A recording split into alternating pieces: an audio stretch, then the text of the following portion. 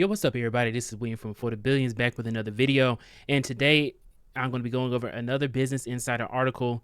And this one is talking about how millennials are skipping out on college because of the high costs. So let's go ahead and get into it. I'm going to be giving my commentary on this type of topic. Please let me know if you enjoy this type of content by hitting the like button. It may be a small click for you, but it means a lot to me and I would really appreciate it. Also have some great news as well, is that I have finally been sponsored by a company, Temu. Temu has sponsored me for this video, and I'm extremely excited. This is the first time that I've ever been sponsored by an organization, so I'm extremely grateful to Temu for reaching out to me and giving me the opportunity to promote the brand.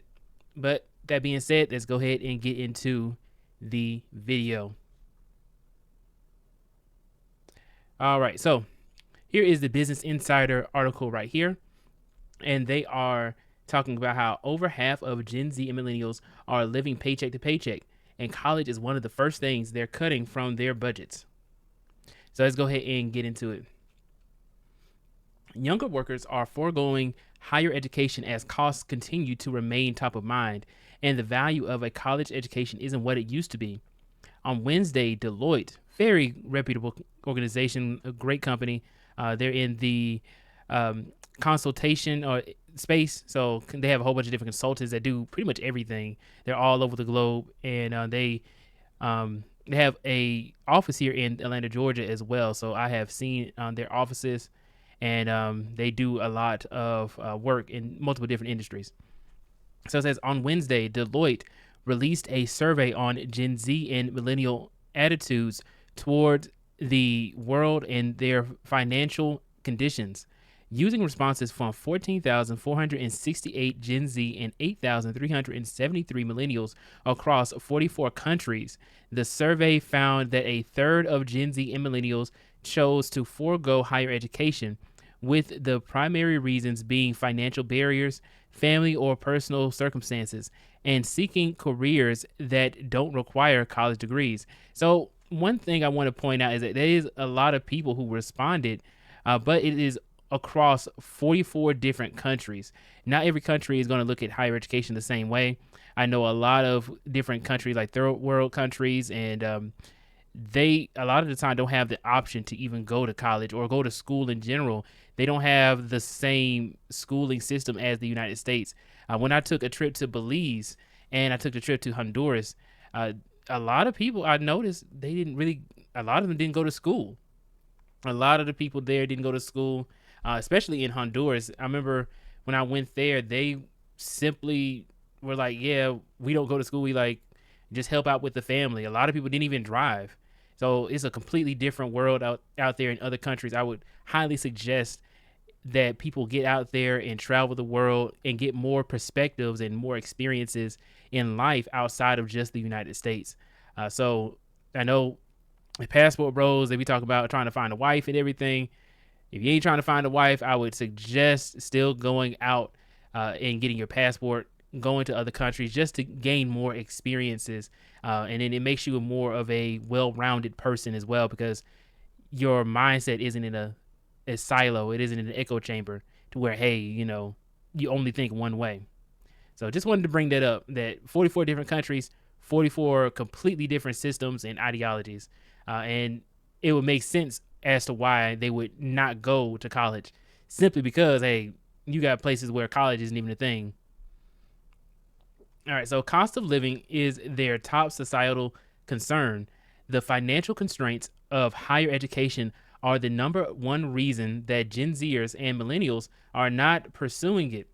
Deloitte Global Chief People and Purpose Officer Elizabeth Faber told BI Business Insider that comes as over half of Gen Z and millennials are living paycheck to paycheck per that report. A continued trend among younger workers. For both Gen Z and millennials, the cost of living is their top concern, with Gen Z also concerned about potential unemployment. About a third of both generations reported that they don't feel financially secure. At the same time, many might be seeking out careers that bring stability and don't necessarily require a degree. This is a big reason as to why I want people to learn more about the tech industry, getting a tech job, getting into cybersecurity, data engineering, data science, data analytics. You have people who are on IT teams and DevOps and DevSecOps. There are so many different paradigms within computer science or technology that you can get into: project and product management, business analysts. There's so many different ways for you to make a lot of money in technology that is absolutely ridiculous. You have lawyers in tech, so you can even have people who work for tech companies in healthcare, right? So, or you can be a tech worker in a healthcare environment, and vice versa. So, it's a great industry to get into and get involved with. Technology is paving the way for a lot of new innovations in the world. I believe that if you're somebody who absolutely hates their job right now, wants more money in life, wants a more fulfilling career, wants more friends, wants to network with people, wants to gain more visibility in life, and want to be able to gain notoriety for themselves, I highly suggest getting into tech, in a tech role. And right now, what I'm going to be working on is a pretty much like a chat bot to help people to figure out what kind of technology role they should go into. So that's something I'm working on now. I'll announce whenever it's available on my website, but I really want to be able to help people to get into these tech roles and see which route they should go into. Let me know in the comments down below if you think that's a good idea. All right, so let's get back into the article. Okay, so they are looking for roles that are making them less prone for disruption, less vulnerable to automation, Faber said. It's a trend that's been gaining more prominence over the past few years as student debt loads remain high and more jobs become available that do not require degrees. More Gen Z are deciding that college just isn't worth it. It just isn't worth it. Now, to me, I think that college is worth it. I made the whole video talking about, is college worth it? It is worth it. Especially if you get a good degree meaning a great return on investment after you get the degree. Like, hey, you can get a job or you can make a lot of money after getting that degree. You can pay off your student loan debt and then make more money. For example, a July survey from Business Insider in partnership with YouGov found that just 39% of Gen Z said advancing their education was important to them, and 46% of them did not think going to college was worth the cost. And this is shocking too, because there's several countries that help you pay for college, and college is inexpensive for them to go in certain areas. One 22-year-old previously told BI that she decided to drop out of college after just a few months because she saw that the business courses she was paying for were topics she could teach herself, and she hasn't looked back since. It has been amazing for me to not be in debt, she said. I have no student loans like so many of my friends are in $100,000 in debt. Now, you actually have to really try to get $100,000 in debt. You had to be like, you had to go to like a top school or a very expensive private school to get $100,000 in student loan debt. That's extremely ridiculous for a 4-year degree. Now, if they went to go get their master's in addition to that and they didn't pay anything off, then I can kind of see $100,000. But $100,000 for an undergraduate degree is very high. So there were $100,000 in debt and student loans just to get a job that pays $60,000 a year. Now, nothing wrong with $60,000. It is kind of on the lower end when you're talking about like a family, but yeah, $60,000 is above average. Still, younger adults' perceptions towards higher education seem to skew away from overall attitudes towards a post-secondary degree or credential. A new report from Gallup and the Lumina Foundation on the state of higher education in 2024 found that adults' interest in pursuing some form of higher education is at the highest level of the organizations have ever recorded. Per the report, which used a sample of over 14,000 adults who are either enrolled in a post-secondary program, were previously enrolled but had not completed a degree, or have never enrolled in a program, nearly all adults without a college degree say that having at least one type of credential is extremely or very valuable. Of course, cost remains one of the main barriers to obtaining that degree, the report said.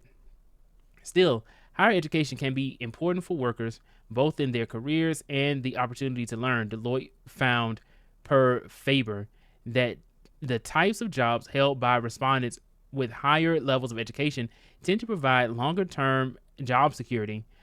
Those respondents are also less likely to have secondary sources of income. Women are also more likely than men to cite financial constraints as a reason for not pursuing higher education, even though they are less likely to lack interest in getting one, per Faber. That potentially points to continued inequities, especially as workers with higher education feel more confident they'll be able to retire comfortably. Now, when they say continued inequities, are they talking about with gender? Like, hey, between men and women, are there inequities between them? I think that's what they're alluding to right there. But just like how Bowtie Bull says, there is equal opportunity, but unequal results. And a higher education might have its own trickle-down effect on daily work life. Those with higher levels of education do feel like they have more purpose and impact within their organization, Faber said. They can drive more change, and they have had more agency in choosing to reject assignments or employers that are not aligned with their personal beliefs. All right. So guys, let me know what you think about that video right there. Please go ahead and hit the like button, share, and subscribe to the channel if you haven't done so already. And also hit that bell notification icon if you want to be notified whenever I make new videos on YouTube. Please go ahead and check out the links in the description down below so that way you can check out the Before the Billions website. In addition to the newsletter that is on the Before the Billions website, I am putting out some more content over there as well. And I also want you guys to check out the link in the description for the Discord so that way you can speak with either me or anybody else within the BTB squad. I would really appreciate it. Please do not forget to build your billions. I will see you all in the next video.